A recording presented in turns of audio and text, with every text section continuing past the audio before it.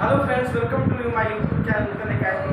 हम लोग बेहतरीन चैप्टर पढ़ रहे हैं सर्कुलर मोशन, जिसमें से हम लोगों ने सर्कुलर सेंट्रीपिटल फोर्स का प्रीवियस लेक्चर निकल किए थे। आप उसके कॉन्सेप्ट पे हम लोगों ने बात की थी। आज हम लोग बात करेंगे अपने न्यू मोशन न्यू फोर्स के बारे में। That is centrifugal force. क्या है सेंट्रीफ्यूगल फोर्स? तो बेसिकली ये भी एक इनविजिबल टाइप का फोर्स है। ये भी एक सेंट्रीपिटल का जो है टू टाइप का फोर्स आप बोल सकते हैं। बेसिकली ये भी दिखाई नहीं देता है।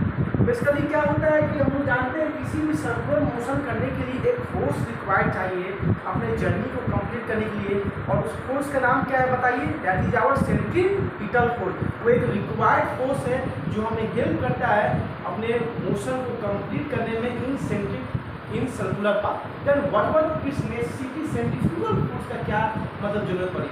तो बेसिकली मैं एक कॉमन एग्जाम्पल से शुरू करता हूँ। हम लोग बहुत जब बचपन में छोटे रहते थे तो हम लोग बहुत जब मेला में घूमने जाते थे तो एक देखते थे सर्कुलर टाइप का एक मेला होता था। हम लोग को मन करता था उसमें ऐसे 10-12 चेयर आपको रहते थे, और इसमें हम लोग को मन करता था कि यहाँ पे बैठ के क्या करें, एक झूले सर्कुलर पाथ पे ही, और एक झुलाने वाला रहता था। उसमें क्या करते 8-9 बच्चे बैठे हुए रहते थे और एक ऐसे घुमात करता हम लोग क्या घूमते रहते थे। बहुत मतलब मज़ा आता था, इंटरेस्टिंग लगता था चाइल्डहुड का लाइफ।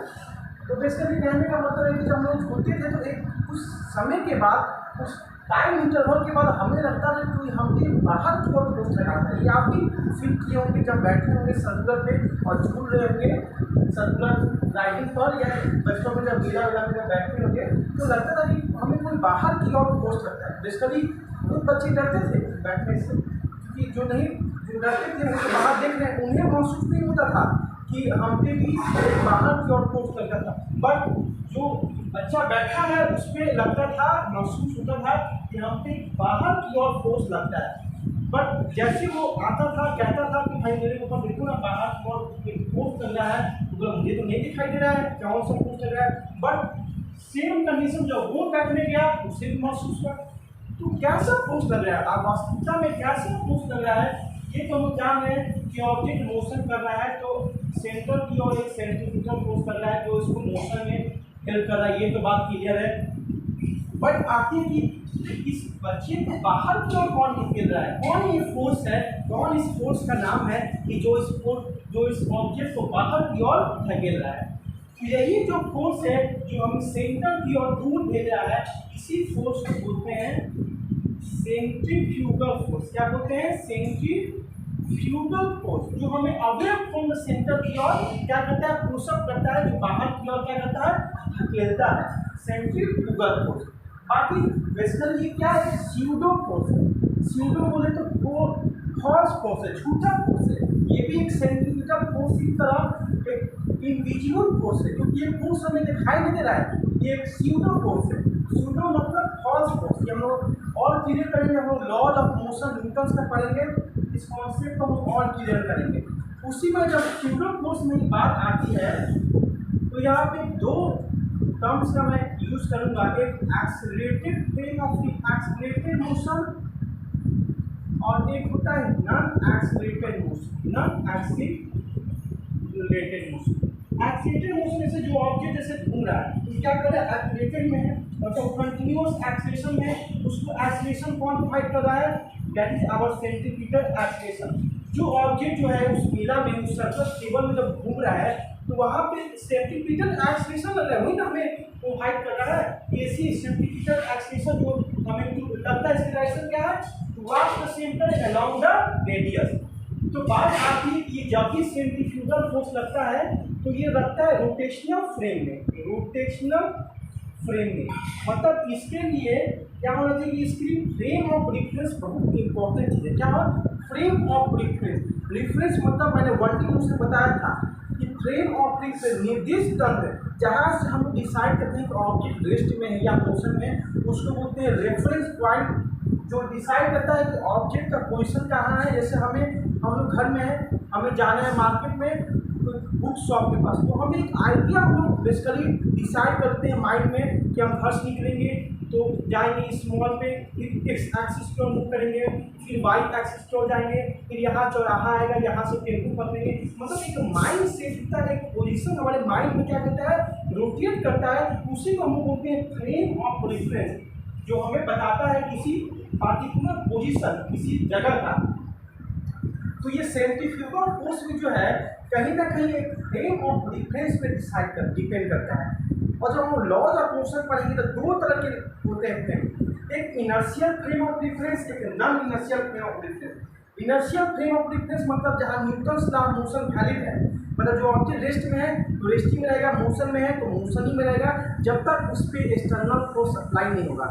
एक होता है non inertial frame of reference जिसपे उल्टा काम होता है। उल्टा काम मतलब नॉन इनर्शियल मतलब जहाँ लॉज ऑफ मोशन वैलिड नहीं है, वहाँ पे लॉज ऑफ मोशन वैलिड नहीं है, मतलब वहाँ पे स्यूडो टाइप का फोर्स लगता है और वहाँ पे एक्सेलरेशन भी लगता है। नॉन इनर्शियल फ्रेम में क्या लगता है, एक्सेलरेशन भी लगता है, और इनर्शियल फ्रेम ऑफ रिफरेंस में एक्सेलरेशन नहीं लगता। ये बात ध्यान रखिए, ये हम लोग और क्लियर करेंगे जब हम लॉज ऑफ मोशन पढ़ेंगे। तो मैं क्या बोला था कि सेंट्रीफ्यूगल फोर्स क्या है, एक non inertial frame of reference में लगता है क्योंकि ऑब्जेक्ट कंटिन्यूअस एक्सेलरेशन में है, क्योंकि उसको एक्सेलरेशन कौन प्रोवाइड कर रहा है, सेंट्रीपिटल एक्सेलरेशन, और ऑब्जेक्ट कंटिन्यूअस एक्सेलरेशन में है।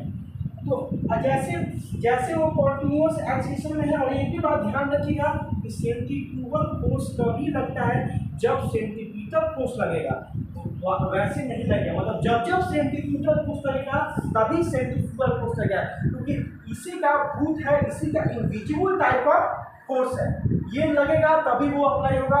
अगर सेंट्रीपिटल फोर्स नहीं होगा तो सेंट्रीफ्यूगल फोर्स कभी भी अप्लाई नहीं होगा, ये बात ध्यान रखिएगा। और ये क्या है, non inertial frame of reference है, मतलब फ्रेम ऑफ रिफरेंस कैसा है, नॉन इनर्शियल, जहाँ पे एक्सेलरेशन कंटिन्यू हो रहा है और कौन एक्सेलरेशन प्रोवाइड कर रहा है, that is our centripetal acceleration. Clear, यहाँ तक समझिए। अब बात आती है कि जैसे ऑब्जेक्ट सर्कल में घूम रहा है तो एक्सेलरेशन प्रोवाइड कर रहा है, तो इसी का जो सेंट्रीफ्यूगल फोर्स है उसको बाहर की ओर क्या कर रहा है, धकेल रहा है, बाहर की ओर खींच रहा है। अगर यहाँ पे क्या लग रहा है, एक तो सेंट्रीपिटल फोर्स लग रहा है अंदर की ओर और एक बाहर की ओर लग रहा है सेंट्रीफ्यूगल फोर्स। अगर कंडीशन, अगर ऑब्जेक्ट, अगर कोई बच्चा बैठा है, अगर वहाँ पे सेंट्रीफ्यूगल फोर्स ज़्यादा हो गया तो क्या होगा, ऑब्जेक्ट गिर जाएगा। अगर सेंट्रीपिटल फोर्स अगर इसको बैलेंस कर लेगा तो ऑब्जेक्ट नहीं गिर पाएगा। तो इस कंडीशन में माना जाता है कि ऑब्जेक्ट क्या होता है, सर्कुलर पाथ में, इस एग्जाम्पल में मैं जो एग्जाम्पल दे रहा हूँ कि ऑब्जेक्ट रोटेट कर रहा है या मूव कर रहा है इस मेला में, इस सर्कुलर पाथ पर, उस कंडीशन माना जाता है कि ऑब्जेक्ट इक्विलिब्रियम स्टेट में है। किस स्टेट में है, इक्विलिब्रियम, मतलब अपने आप को बैलेंस करता है।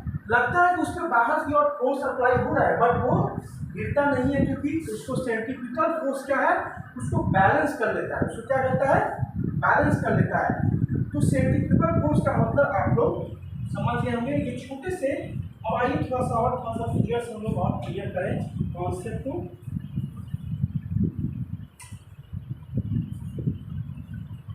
यही बेसिकली कोई मान लीजिए कोई ऑब्जेक्ट, इस पे लग रहा है सेंट्रीपिटल फोर्स, और यहाँ पे ऊपर की ओर है नॉर्मल और नीचे लग रहा है एम। ये नॉर्मल एम क्या है सर, हम लोग यहाँ पे खड़े हैं तो हम पे नीचे की ओर फोर्स लग रहा है by the earth gravitation force, that is gravitation force जो हमें डाउनवर्ड डायरेक्शन में खींच रहा है, जो कि कंटिन्यूअस कर रहा है, दैट इज कितना बराबर, हमारे वेट के बराबर, दैट इज mg।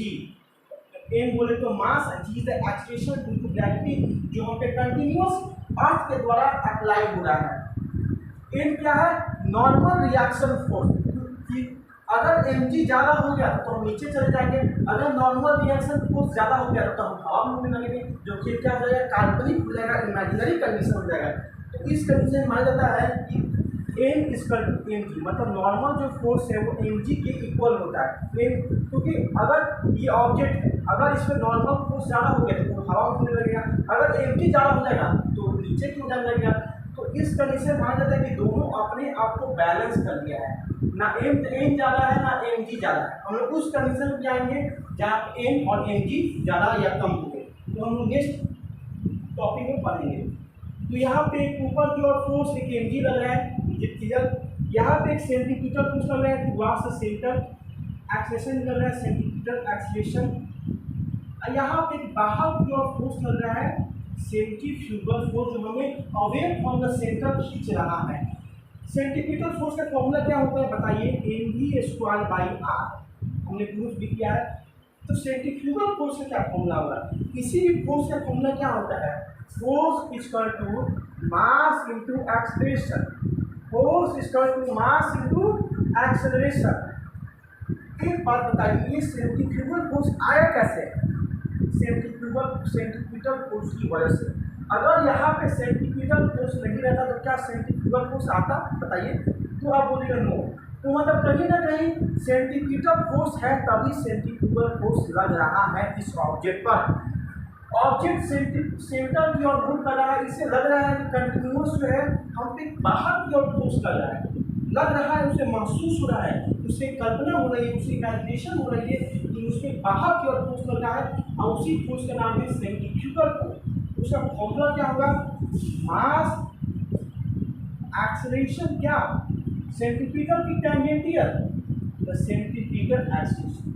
क्योंकि सेंट्रीफ्यूगल एक्सेलरेशन क्या होता है? हमारे डायरेक्शन को चेंज करता है। क्योंकि यहाँ पे एंगुलर एक्सेलरेशन लगेगा नहीं, एंगुलर एक्सेलरेशन लगेगा जहाँ पे एंगुलर वेलोसिटी चेंज होता है। तो एंगुलर वेलोसिटी बताइए, यूनिफॉर्म सर्कुलर मोशन में उसका डायरेक्शन होता है towards the centre along the axis की ओर होता है, और यूनिफॉर्म है तो मैग्नीट्यूड तो चेंज नहीं हो रहा, मतलब उसका कहानी खत्म। बात आती है सेंट्रीफ्यूगल एक्सेलरेशन। तो जहाँ जहाँ इस ऑब्जेक्ट का मोशन हो रहा है तो डायरेक्शन तो कंटिन्यूअस चेंज हो रहा है, मतलब सेंट्रीफ्यूगल एक्सेलरेशन बदल रहा है। एक होता है टेंजेंटियल एक्सेलरेशन। टेंजेंट एक्सेलरेशन वो कैसे आता है? तो जब ऑब्जेक्ट का मैग्नीट्यूड चेंज होता है वहाँ टेंजेंट एक्सेलरेशन लगता है। तो यूनिफॉर्म सर्कुलर मोशन में मैग्नीट्यूड तो चेंज हो नहीं रहा है, वो भी एक्सेलरेशन नहीं आएगा। तो कौन सा एक्सेलरेशन आ रहा है? Centrifugal acceleration. फिर सेंट्रीफ्यूगल एक्सेलरेशन फॉर्मूला क्या होता है? v²/r, बट मैं साइन लिखूंगा माइनस, क्योंकि सेंट्रीफ्यूगल फोर्स अंदर की ओर लग रहा है और सेंट्रीफ्यूगल फोर्स बाहर की ओर लग रहा है, मतलब डायरेक्शन ओपोजिट है, डायरेक्शन ओपोजिट है। तो यहाँ पे कौन सा फॉर्मूला हो जाएगा? -mv²/r। मैंने क्या बोला था कि सेंट्रीफ्यूगल फोर्स ही सेंट्रीफ्यूगल फोर्स है। सेंट्रीफ्यूगल फोर्स कोई दूसरा फोर्स नहीं है, इसी का भूत है जो इस कंपोनेंट के अकॉर्डिंग लग रहा है। माइनस देने फॉर्मूला भी सेम आया, बट माइनस का साइन लग रहा है। तो यही होता है सेंट्रीफ्यूगल फोर्स। बेहतरीन जबरदस्त अंदाज में मैंने बताया। बहुत सारे एग्जाम्पल होते हैं, जैसे दूध को जब हम मरते हैं ऐसे जो, तो उसमें जो क्रीम निकलता है वो भी क्या होता है? Due to centrifugal force. हम वॉशिंग मशीन में जो क्लॉथ खींचते हैं वो भी जो होता है सेंट्रीफ्यूगल फोर्स की वजह से। जब हम लोग रोड पे जब हम लोग साइकिल चलाते हैं और जब टर्निंग पे क्या होता है, देखते हैं बहुत कोई बाइक तेज चलाता है, टर्निंग लेता है, तो कभी सिचुएशन में समटाइम्स क्या होता है कि रिक्वायर्ड सेंट्रीफ्यूगल फोर्स नहीं मिलता है। तो उस वजह से क्या होता है कि हम लोग कभी एक्सीडेंट करता है, समटाइम्स रोड एक्सीडेंट करता है। क्यों?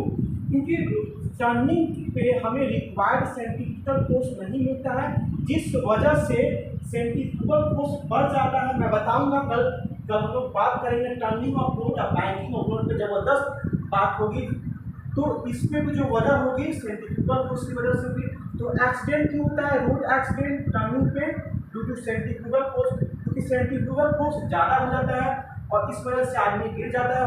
कभी कभी जो होता है समटाइम हाथ पैर भी काम कर जाता है, सब अलग अलग हो जाता है। तो ये जो है बेहतरीन सेंट्रीफ्यूगल फोर्स का बहुत एग्जाम्पल है डेली लाइफ में। अब हम लोग हर एग्जाम्पल को पढ़ेंगे, इससे बहुत अच्छे क्वेश्चन आते हैं। कल हम लोग का टॉपिक रहेगा टर्निंग ऑफ रोड। जब रोड में हम लोग टर्निंग करते हैं तो क्या वेलोसिटी चाहिए, कैसे हमें टर्न करना चाहिए, हमें हमेशा स्लो में टर्न करना चाहिए। तो हम बहुत चीज़ कल पढ़ेंगे। तो आज भी इतना ही रखने दीजिए, अब नेक्स्ट वीडियो मिलेंगे। तब तक बाय बाय। वीडियो को अच्छा like share, thank you, bye bye, Jai Hind.